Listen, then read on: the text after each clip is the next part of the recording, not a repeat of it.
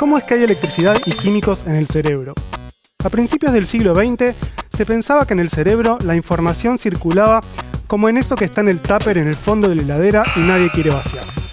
El citólogo Camillo Golgi, que era un estudioso de las células, no uno que se daba consejos para citas románticas, imaginó al sistema nervioso como una red de tubitos muy finos conectados unos con otros en una especie de célula gigante. En la otra esquina del ring estaba Santiago Ramón y Cajal. Santiago de nombre, Ramón y Cajal de apellido. Un individuo claramente con crisis de triple personalidad, que sostenía que simplemente las neuronas eran unas células muy complejas, con ramificaciones que hacían contactos, pero sus membranas no estaban unidas. Ambos investigadores fueron galardonados con el Premio Nobel de Fisiología y Medicina en el año 1906. Cosa un poco ridícula, porque los dos no podían tener razón. Ganó Ramón y Cajal. En el presente no caben dudas de que las neuronas son las unidades funcionales que transmiten la información en el sistema nervioso. Pero esto planteaba un problema comunicacional. Si las neuronas están separadas por un espacio, como dos cables desconectados, ¿cómo le pasa un mensaje eléctrico una neurona a la otra? En el mundo neuronal, la comunicación se establece en la sinapsis, que son los puntos de casi contacto. Como no existe continuidad entre ambas células, existe un espacio sináptico, que pone un freno a la transmisión eléctrica. Por eso, los científicos empezaron a pensar en algún tipo de transformación de la información. Por ejemplo, si querés evitar gritar 5 veces ¡a comer! De manera infructuosa a personas que están encerradas en sus habitaciones usando auriculares y probablemente matando zombies, uno podría simplemente enviar un mensaje de audio con el grito de ¡a comer, carajo! En este caso, la información se transforma a formato digital y luego de nuevo a sonido cuando el otro escucha el audio. En el cerebro, la electricidad se tenía que transformar en alguna sustancia que atravesara ese abismo sináptico y volviera a transformarse en electricidad del otro lado. Por los años 20, el fisiólogo alemán Otto Loewi tuvo un sueño, el de ser rey de una tierra lejana de chocolate y helado de vainilla. No, perdón, ese era un sueño mío. Otto Loewi soñó con un experimento y ranas. Dicen que se levantó, se puso sus calzones de la suerte y se fue al laboratorio. Usó los corazones de 2 ranas y los llenó con una solución fisiológica tibia que los mantenía latiendo por varias horas. Luego estimuló eléctricamente el nervio vago, un conjunto de fibras que inerva el músculo cardíaco de uno de los corazones. Su estimulación produjo una reducción de la frecuencia cardíaca. El corazón, cuyo nervio no había sido estimulado, mantenía una frecuencia normal. Pero entonces Otto quitó el líquido del corazón estimulado y lo inyectó dentro del corazón no estimulado, y observó que el segundo corazón ahora empezaba a latir más lentamente. Había algo que se producía por la estimulación que no era eléctrico, era químico. Esa fue la primera demostración de la transformación de la información eléctrica en química. Más adelante, se descubrió que la estimulación del nervio vago producía la liberación de una sustancia llamada acetilcolina, y la estimulación de otro nervio, el simpático, la liberación de adrenalina. Corría el año 1921 y Otto Loewi había descubierto los neurotransmisores. Le dieron un merecidísimo premio Nobel y el apodo de Otto, el rompecorazones de ranas. Y ahora nosotros sabemos que somos un cóctel de neurotransmisores y electricidad y nos dan más ganas de besar unas ranas y agradecer el conocimiento.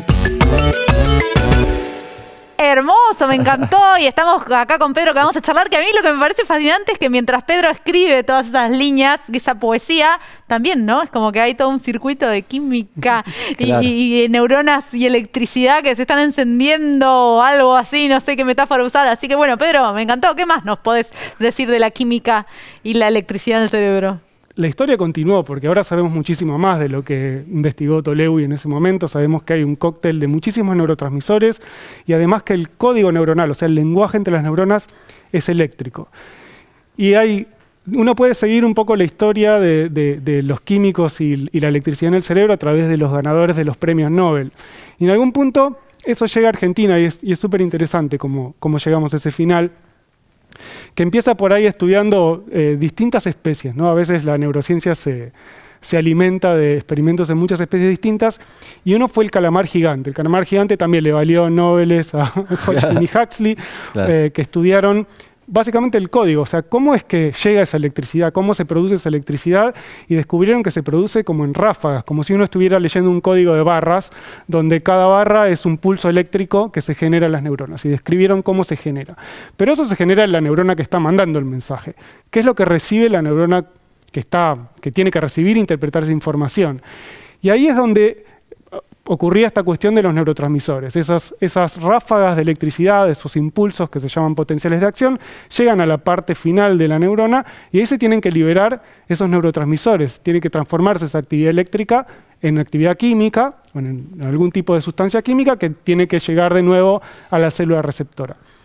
Y ese paso de qué es lo que pasaba en ese lugar fue muy difícil de entender. De hecho, tardaron muchísimos años los investigadores en entender qué pasaba en ese momento. Claro. Y lo descubrieron de una manera muy, muy interesante, que es que a veces las neuronas, cuando no están activas, igualmente producen algunos impulsos eléctricos muy, muy chiquititos. Son como unos, yo los llamo unos peditos neuronales, como que se les escapan. Y lo que descubrieron es que en las neuronas que estaban recibiendo esos mensajes que producían esos mini impulsos eléctricos, podían detectar también actividad eléctrica, o sea que se estaba transformando esa actividad eléctrica en química y luego en eléctrica. Pero esa actividad eléctrica chiquitita que estaban registrando en esas neuronas que recibían el mensaje, eran siempre como de amplitudes muy particulares. Como de la misma cantidad. Sí, como que medían siempre uno, o del doble, o el triple, pero no era que había algunos impulsos que eran 1,5, o 2,5, claro, o 2,7. Entonces empezaron a pensar que en realidad los neurotransmisores estaban empaquetaditos. Claro. O sea, que era que cada vez que uno veía ese pedito, digamos, ese potencial que subía, era que un paquetito de neurotransmisores había llegado a la célula receptora. Y cuantos más paquetitos, más amplia era esa respuesta. Claro, vos podías recibir un paquete, 2 paquetes o 3, pero no un paquete y medio. Exactamente, porque todo venía como en paquetes, como del supermercado. Y llevó mucho más tiempo descubrir cómo eran esos paquetitos. Y ahí es donde llegamos a Argentina, porque el primero que pudo ver esos paquetitos, que ahora conocemos como vesículas sinápticas, fue Eduardo de Robertis, que fue un médico argentino y fue el primero que trajo un microscopio electrónico al país. Claro. Y pudo observar el microscopio electrónico, lo que te permite ver son estructuras muy, muy chiquititas.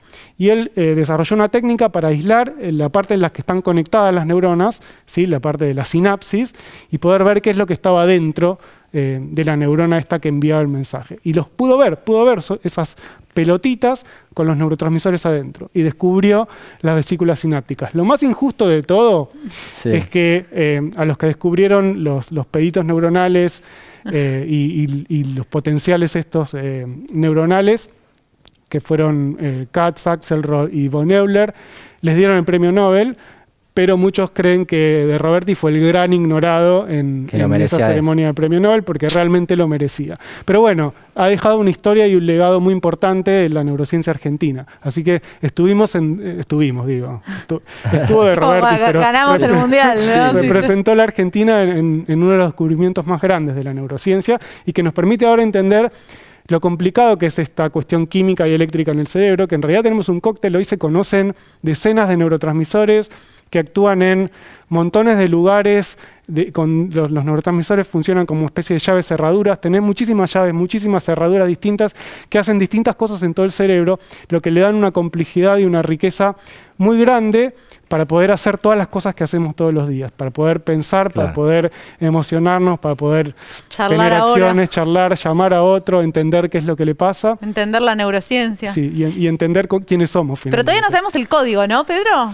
El código es muy difícil, porque tenés distintas maneras de verlo. Podés tener este tipo de código de barras, pero después como toda esa información que viene, fíjate que una neurona puede recibir información de cientos de neuronas al mismo tiempo y tiene que de alguna manera integrar todo eso, interpretar y decidir qué es lo que hay que hacer. Y eso va a repercutir en cómo vos actuás o cómo vos pensás. Pero entonces, lo que seguro es que las representaciones de las cosas en mi cerebro, su naturaleza es química y eléctrica. Exactamente. O sea, el mundo externo está representado en el cerebro en electricidad y química, finalmente. Me parece maravilloso. Eso a mí me parece además que tiene un impacto filosófico, si se quiere, enorme, ¿no? Porque el entender hoy en día que nuestros pensamientos, emociones o sentimientos, que los fenómenos mentales tienen un correlato en el mundo físico, en las moléculas, el espacio, el tiempo y las neuronas, es algo que no es para nada trivial y sin embargo hoy en día es casi como un axioma de trabajo para los neurocientíficos, ¿no? Asumen que ese correlato neuronal existe y investigan cuál es. Sí, asumimos que algún día vamos a poder entenderlo y esperamos que así sea. No sé si será mientras yo viva, pero espero que alguien lo entienda en algún momento. Hermoso, Pedro, me encantó y nosotros esperamos ansiosos nuevos capítulos. Claro que sí, nos encantó esto de Diaria Neurociencia. Muchísimas gracias, Pedro. Y nosotros seguimos en la Liga de la Ciencia.